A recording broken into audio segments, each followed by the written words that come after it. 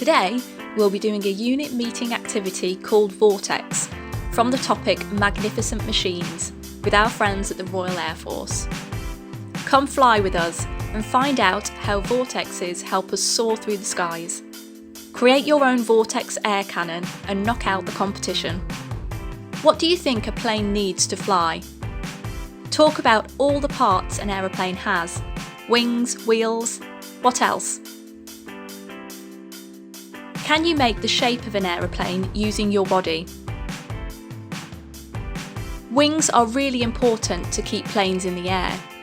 As planes travel, air rushes around the wings at different speeds, which causes a vortex that stops the plane falling. A vortex is a spinning flow of air. It's time to create your very own vortex cannon. You will need a plastic bottle, a balloon, scissors, and masking tape. Plus, some paper cups if you have any, or you could use some paper folded in half. If you have a latex allergy, swap the balloons for stretchy material. Start by cutting your bottle into 2 pieces just below the neck.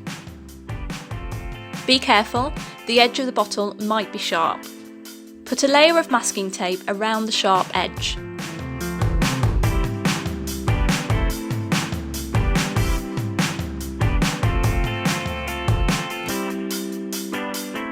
Now cut the neck off your balloon and stretch it across the bottle so the balloon is tight. To try out your cannon, pull back the balloon and let go. Your cannon creates vortex. The balloon pushes out a spinning flow of air. This is like the air travelling around an aeroplane's wing, keeping it up. If you have any paper cups, try lining your cups up in a row. When your leader says go, your aim is to knock over all your paper cups using your vortex cannon. Aim your cannon at the particular cup you'd want to knock over. Who is the fastest to knock their cups down?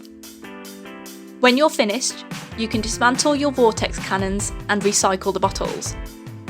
Thanks for joining in. This activity was from Unit Meeting Activity Pack 7. For more fun activities, head to the Girlguiding shop www.girlguidingshop.co.uk.